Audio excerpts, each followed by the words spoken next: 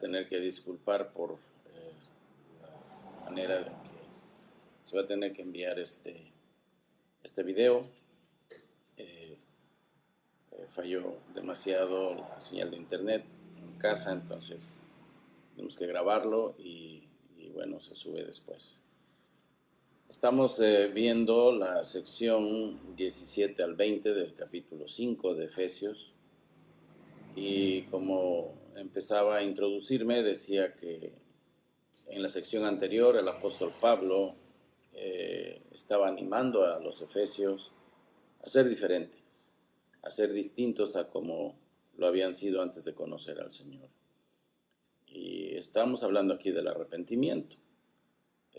No solamente se habla de un cambio de manera de pensar, sino la determinación de cambiar el estilo de vida. No es solamente algo que se da acá en la mente, en el pensamiento, es algo que se da en la conducta. Y las personas que se arrepienten en verdad cambian su manera de ser, no solamente su manera de pensar. Él de manera muy específica les habló en qué consistía el desvestirse del viejo hombre y el vestirse del nuevo hombre. Y esto quiere decir que no tenían nada que ver con lo mundano. No tenían nada que ver con lo mundano, tenían que aislarse de todo lo mundano. A no mezclarse también con situaciones y personas que pudieran animarles a pecar. Hablamos de pseudo cristianos, personas que dicen que son cristianas, pero que viven una vida mundana. En 1 Corintios 5, 9 al 13, vimos el día de ayer, donde el apóstol Pablo les dice que no es necesariamente de todo aquel que es fornicario o adúltero, porque de esos hay muchos en el mundo que no conocen a Dios. Pero ellos están en su elemento, ellos no han cambiado porque ellos no conocen al Señor. Pero el problema es con aquel que, llamándose cristiano, anda haciendo cosas que no debe, de manera descarada, de manera abierta o oculta, pero se sabe que anda haciendo cosas que no debe. Deben uno tener cuidado de no mezclarse con el tal, ni aun comáis, dice el apóstol Pablo. Y hablando de aquel varón que estaba cometiendo pecado de inmoralidad sexual, pues el apóstol Pablo dijo: mejor saquen a ese perverso de entre vosotros. Ni modos. La excomunión a veces se tiene que dar en una iglesia, dado que hay personas que son muy groseras y no están dispuestas a cambiar su manera de pensar ni de actuar. También a exponer o denunciar a tales personas para proteger a la iglesia, mantener una iglesia sana. Una iglesia que va a estar sana es una iglesia que va a practicar la disciplina en sus miembros. Claro que tiene que hacerse de manera correcta, pero la disciplina se tiene que practicar si queremos una iglesia saludable. También les pidió que no fueran demasiado detallistas en cuanto a los pecados que otros cometen. Porque cuando escuchamos pláticas de situaciones que suceden en la vida de otras personas, si somos demasiado detallistas al hacerlo o al escucharlo, eso puede también excitar nuestra carne. Hay que tener cuidado. También a que fueran sabios en su manera de conducirse. Les pidió que eso lo hicieran con diligencia. Mirad pues con diligencia cómo andéis, dice Pablo, no como necios, sino como sabios, aprovechando bien el tiempo, porque los días son malos. La vida del pagano en el pecado es una necedad. Los hace ver que el hombre sabio aprovecha bien el tiempo. En el versículo 16. Aquel que se conduce con sabiduría está consciente de que el tiempo que maneja no es de él, el tiempo es del Señor. Y cuánto tiempo desperdiciamos en cosas superfluas, en cosas que no valen la pena. Y tenemos tan poco tiempo para estar aquí y para servir al Señor. Y deberíamos estarnos instruyendo, deberíamos estarnos preparando para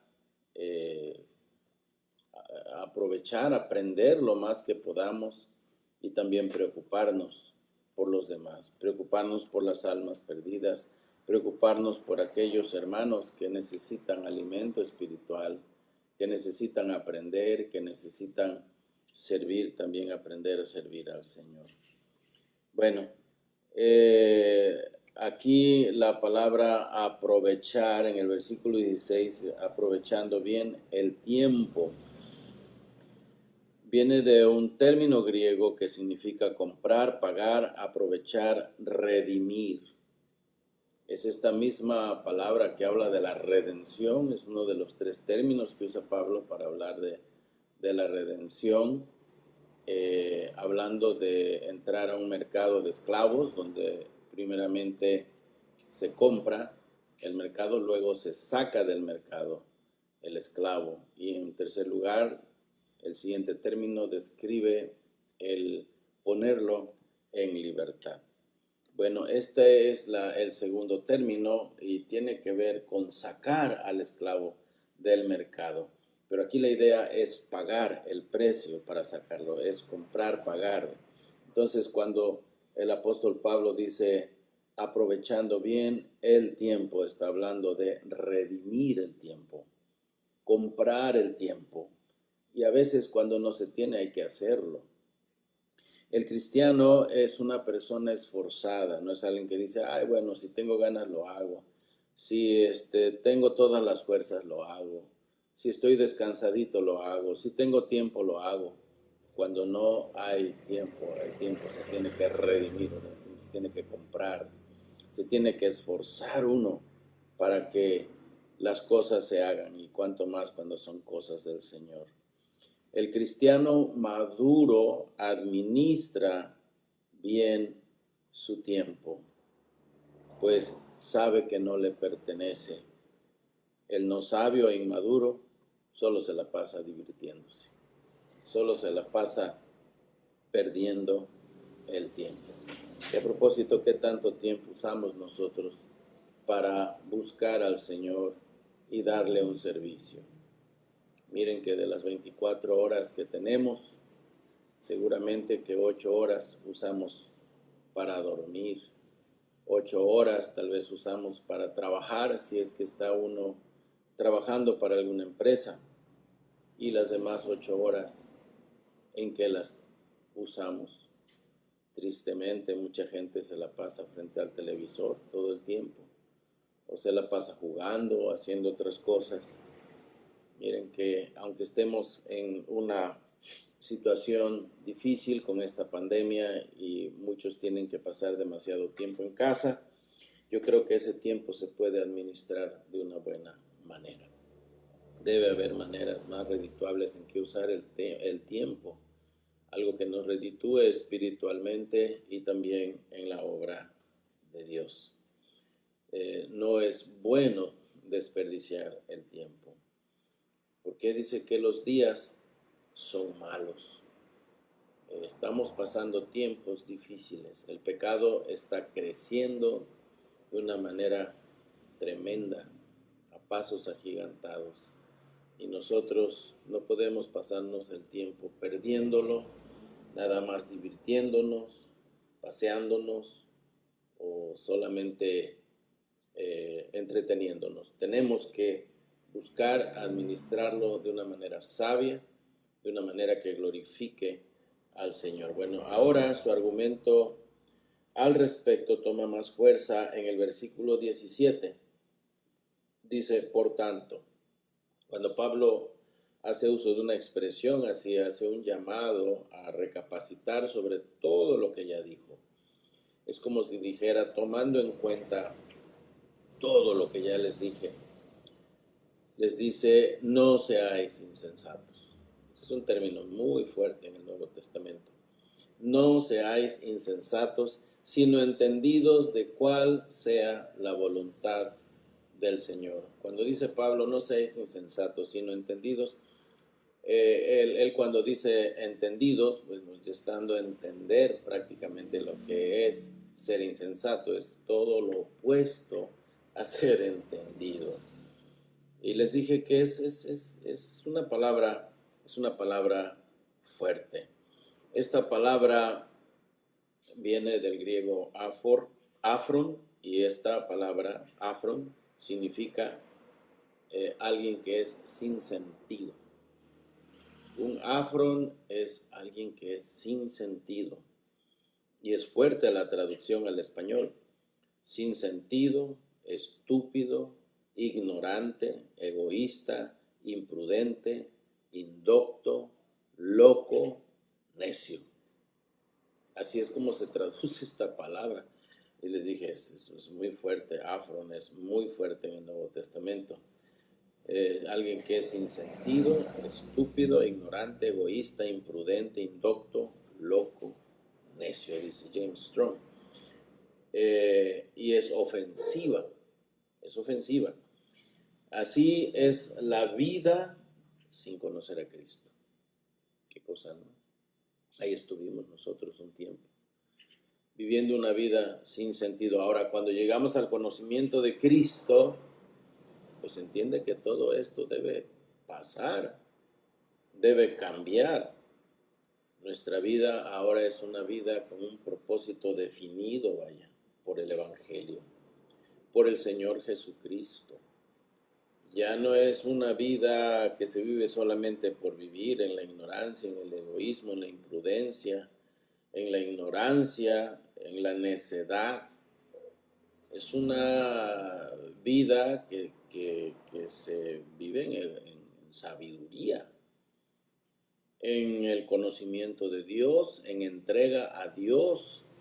Es una vida que tiene fruto, y sus frutos son frutos de justicia, como dice el apóstol Pablo a los romanos. Entonces, así era la vida sin conocer a Cristo. Y al final, ¿en qué terminan aquellos que viven una vida así?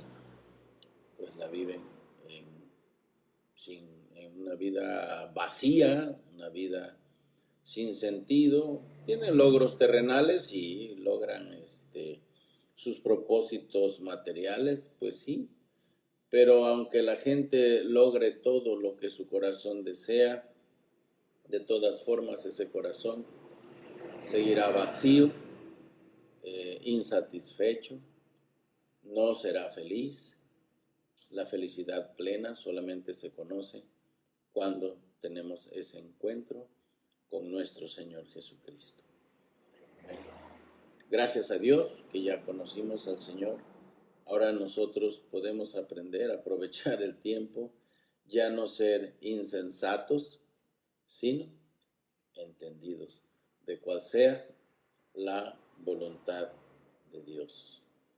Y la voluntad de Dios es vivir una vida limpia. Es lo que dice Pablo a los Tesalonicenses, capítulo 4, versículo 3. Dice que la voluntad de Dios es nuestra santificación. Esa es la voluntad de Dios. Y cuando vivimos esta vida de santificación, esta vida apartada del pecado, apartada del mal, nosotros somos guiados por su mano y no nos vamos a perder. Isaías dijo que este camino será llamado calzada de santidad, y que la encontraríamos fácilmente. Aún el menos docto en el reino de los cielos no se perderá, porque andando de la mano del Señor vamos por terreno seguro. No andaremos como ciegos, sino que iremos por sendero seguro. ¿Por qué? Porque el que nos va a ir guiando es el Señor Jesucristo. Entonces, andemos en esa voluntad de Dios, porque la voluntad de Dios es nuestra santificación. Ahora, no debían de ser controlados por bebidas alcohólicas. Ese ha sido siempre un peligro para el cristiano, máxime cuando en su vida pasada acostumbraba a estas cosas. A mí me da temor incluso hablar de esto, hablar de alcohol, hablar de bebidas alcohólicas ante cristianos que tuvieron en su pasado una vida de alcoholismo. Es peligroso.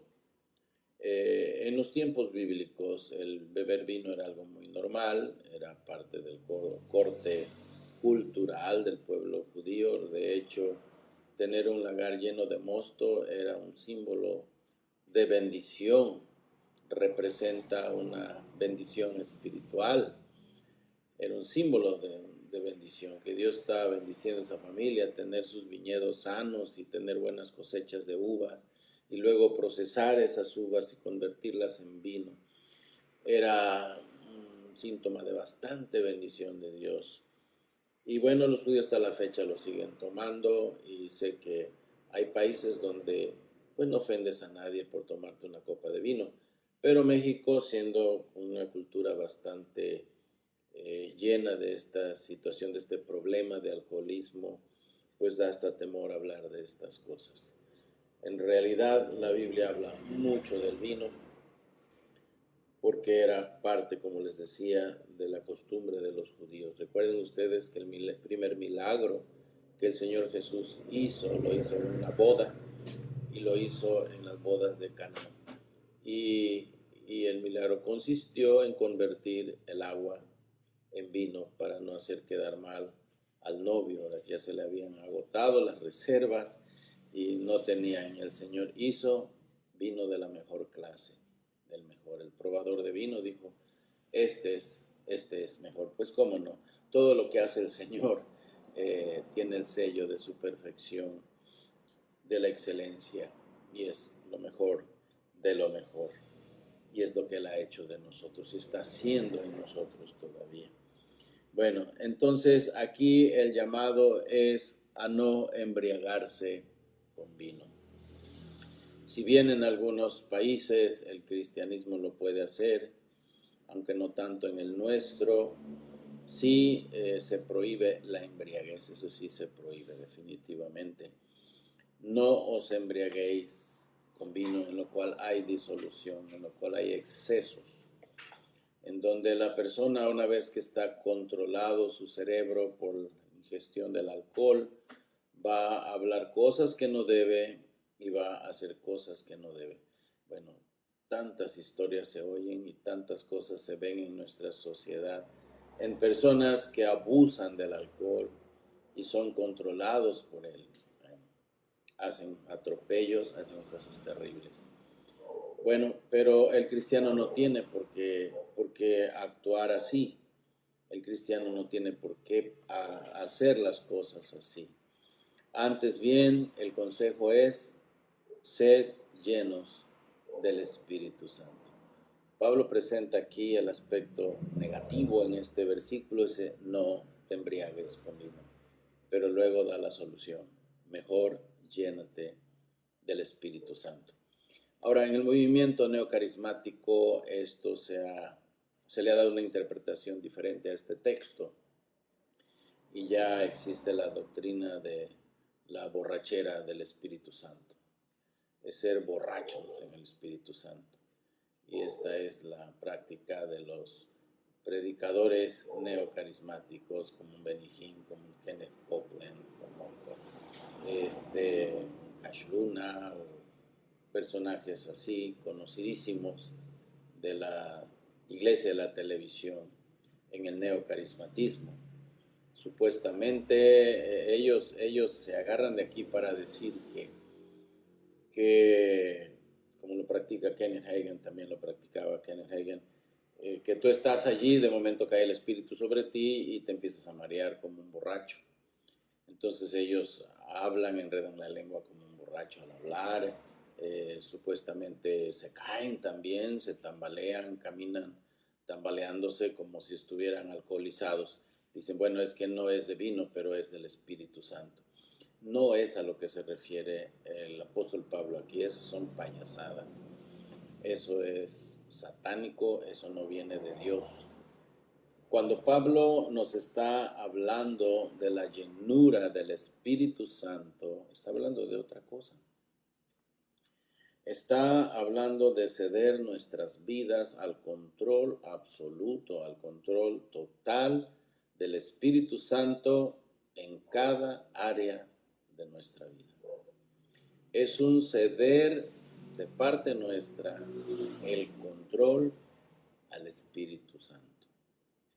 Que Él esté manejando nuestra vida, nuestros pensamientos, nuestras palabras, nuestras decisiones, nuestra manera de vivir, nuestra manera de actuar, nuestra manera de divertirnos, nuestra manera de relajarnos, nuestra manera de trabajar.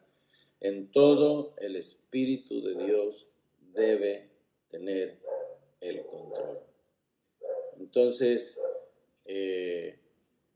esta es la idea, es lo que Pablo está diciendo a sus amados efesios.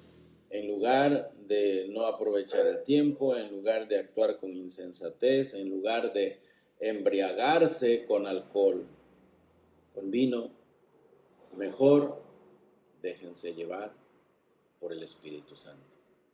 Déjense manejar, cedan su voluntad y todo su ser, todas las áreas de su vida al control del Espíritu Santo. Y esa es la manera en que ustedes van a agradar al Señor. Y luego les va a ser específico. Ven ustedes cómo Pablo a cada momento estipula un principio y luego lo explica de manera específica, de manera clara. ¿Cómo vamos a lograr esto? Ya allá en la epístola a los Gálatas, Pablo ha dicho a los Gálatas, digo pues, andad en el Espíritu y no satisfagáis los deseos de la carne. Este es un lenguaje parecido, ¿verdad? Yo creo que se refiere a lo mismo. Cuando hablamos de ser llenos del Espíritu, es equivalente a ser llenos de la palabra de Dios, porque ¿qué es lo que nos va a manejar? Normalmente lo que nos llena es lo que nos va a controlar. Si a ti te llena estás lleno de enojo, te va a controlar el enojo. Si estás lleno de ira, te va a controlar la ira. Si estás lleno de amargura, adivina qué es lo que te va a controlar. La amargura. Si estás lleno de la palabra de Dios, lo que va a moldear, a controlar tu manera de pensar, de hablar, de actuar, pues es la palabra de Dios. Entonces hay que llenarse de la palabra de Dios. Y ahora Pablo dice a los Gálatas, andad en el Espíritu. O sea, la vida de ustedes debe ser una vida de caminar, de andar, de moverse en el Espíritu. Él es el que debe estarnos conduciendo en todas las cosas. Y luego dice, y no satisfagáis los deseos de la carne. Y nos habla de esta lucha de la cual ya hemos hablado en otras ocasiones, cuando dice, porque el deseo de la carne es contra el Espíritu, y el del Espíritu es contra la carne, y estos se oponen entre sí para que no hagáis lo que quisierais. Pero si sois guiados por el Espíritu, no estáis bajo la ley. Y luego habla de las obras de la carne, como son el adulterio, fornicación, inmundicia, lascivia, idolatría, hechicerías, enemistades, pleitos, celos, iras, contiendas, disensiones, herejías, envidias, homicidios, borracheras. Aquí aparece también este pecado. Orgías y cosas semejantes a estas. Ven ustedes, son las obras de la carne. Y dice Pablo, ustedes tienen que andar en la llenura del Espíritu Santo. Anden en el Espíritu. Sean llenos del Espíritu Santo. Déjense guiar, déjense moldear, déjense dirigir, cedan todas las áreas de su ser al Espíritu Santo. No solamente una parte, sino todo. Decía un hermano predicando hace muchos años que fue invitado a una casa, él era un predicador, y le dieron una recámara. Y cuando entró a esa recámara, dueño de la casa le dijo, mira, aquí está tu recámara, solamente que aquí hay un armario, dice, pero pues no puedes abrir ese armario. Es lo único que te vamos a pedir, que no lo abras. Aquí está tu recámara, puedes usarla, acuéstate, descansa, disfrútala, pero aquí en este armario no lo puedes ni ver, ni lo toques, ni lo abras. Bueno, pues tan pronto cerraron la puerta del cuarto, pues este hermano empezó a pensar, ¿qué habrá aquí? ¿Por qué me habrán pedido que no tocara yo esta puerta, ni la abriera, ni viera lo que hay adentro? No, pues no se aguantó las ganas y abrió el armario. Y cuando abre la puerta se da cuenta que ese lugar estaba lleno de revistas. No, de no muy buena reputación, no muy buena fama.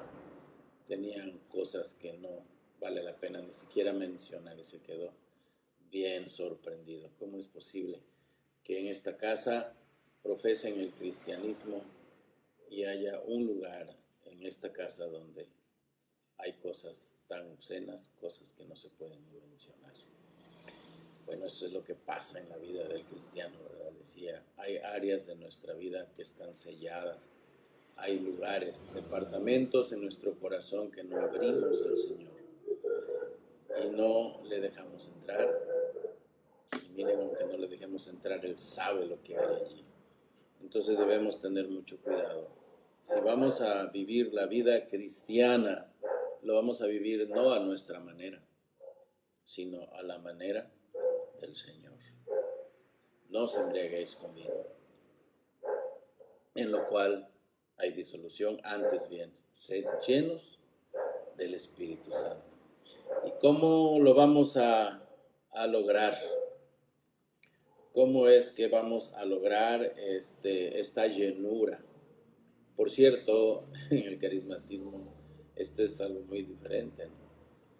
Supuestamente tiene manifestaciones de estallidos, de emocionalismo, temblar, entrar en un estado de inconsciencia y caerse, desplomarse, y bueno, ya está siendo lleno del Espíritu Santo. No, eso no tiene que ver nada con esto. Estas cosas suceden incluso en los exorcismos que hacen allá en Puente Jula los católicos. Hay que tener mucho cuidado con eso, hermanos. Cuando hablamos de la llenura del Espíritu Santo, esto se da en todo un estado de conciencia. Tú sabes lo que está sucediendo, tú sabes lo que Dios está haciendo en ti, porque estás cediéndote, estás entregándote completamente a la dirección, al manejo, al control del Espíritu Santo. Los efesios debían ceder cada aspecto de sus vidas al control del Espíritu Santo. Y la manera de lograrlo, ¿cuál es? Obviamente no es mezclándose con personas que solamente te van a animar al pecado, no es el entregarte a divertirte de manera incorrecta, viendo cosas que no debes, escuchando cosas que no debes, no es escuchando a personas que te van a estar llenando la cabeza de chismes o de cosas que no debes oír para contaminarte espiritualmente. Debes buscar siempre lo que es la santidad. Debes buscar el rostro del Señor, debes llenarte de su palabra, debes buscarlo en oración. Y aquí nos da una manera muy práctica de cómo hacer el apóstol Pablo. Él fue tan específico con ellos y les dijo, cuiden su manera de hablar, cuiden su manera de pensar, su manera de cantar también. Y vigilen la situación en su corazón, no sea que su corazón esté lleno de ingratitud. Entonces, él básicamente les dice esto. Si no se van a embriagar con vino, se van a dejar llevar por el Espíritu Santo, se van a dejar dirigir por el Espíritu de Dios. ¿Cómo? Ustedes van a hablar entre ustedes de salmos. Y van a adorar a Dios con himnos y cánticos espirituales, cantando y alabando al Señor en sus corazones. Y además se van a mantener en una actitud de gratitud. Manténganse agradecidos por cada bendición de Dios. Den gracias a Dios por lo que tienen y den gracias a Dios aún por lo que no tienen. El pasaje paralelo a este está en Colosenses 3, 16, que dice así: la palabra de Cristo. Mire usted, aquí es otra manera de decirlo. Por eso les decía que para buscar la llenura del Espíritu Santo tenemos que llenarnos de la palabra de Dios. Dice: la palabra de Cristo more en abundancia en vosotros, enseñándoos y exhortándoos unos a otros en toda sabiduría. La manera de hablar, muy parecido a lo que dice a los Efesios, ¿verdad? Temas espirituales. Sé que a veces tenemos que tocar temas mundanos, como hablar del dinero, la cuenta que tenemos en el banco, si es que la tenemos, de cómo está afectando económicamente la pandemia en los países, cosas así. A veces, por un momento tenemos que hablar de esas cosas, pero no debe ser nuestro tema primordial. Cuando alguien quiere hablar solamente de cosas terrenales, debemos hacernos a un lado. Yo he conocido hombres así, y al pensar de algunos, son hombres hasta, se les considera hasta groseros, ¿verdad? Porque se quitan de la conversación. Pero son hombres sabios, son hombres que saben los temas en los cuales deben pasar su tiempo, son temas que valga la pena hablar. Pero si te la pasas hablando de fútbol, te la pasas hablando de cuál es el mejor equipo del mundo, y te pasas hablando de quién es el mejor boxeador del mundo, y te la pasas hablando de cuánto dinero haces a la semana o cuánto juntas al mes. Son temas que no vale la pena quedarse en ellos. Miren lo que vale la pena. Dice Pablo: la palabra de Cristo more en abundancia en vosotros. Eso sí, vale la pena. Si vamos a hablar de la palabra de Dios, vale la pena dormirse tarde, vale la pena levantarse temprano, vale la pena perder el sueño por estas cosas, enseñándoos y exhortándoos unos a otros en toda sabiduría, cantando con gracia en vuestros corazones al Señor, con salmos e himnos y cánticos espirituales. Yo me pregunto si hay espiritualidad hoy día en la música contemporánea. Y creo que sí la hay, pero poca. Me pregunto si hay bastante palabra de Dios, hay bastante solidez doctrinal en los cantos contemporáneos, cristianos, modernos. Sí la hay, pero en algunos, muy pocos. Entonces, debemos tener mucho cuidado, porque nuestras reuniones de iglesia a veces rayan en un lugar donde la gente va para sentirse bien y para pasar un rato de emoción muy bonito, y moverse y brincar y bailar y cuánta cosa. No es eso. El apóstol Pablo dice que debe ser con gracia, y además dice que los debe hacer con salmos e himnos y con cánticos espirituales. Debe haber espiritualidad en todas esas cosas que hacemos, si es que vamos a agradar al Señor. Bueno, mis amados hermanos, espero que el consejo de la palabra que dio Pablo a los Efesios haya llegado al corazón de nosotros también. Haya llegado a mi corazón, haya llegado al corazón de ustedes. Hermanos, que Dios les bendiga grandemente. De nuevo, pues disculpen las intromisiones que hubo, los problemas que hubo para transmitir esto de manera viva. Se ha tenido que enviar solamente, editar y enviar. Pero bueno, espero que pues muchos de ustedes hayan podido disfrutarlo también. Ya veremos para mañana si tenemos mejor transmisión de internet, mejor señal de internet. Que Dios les bendiga.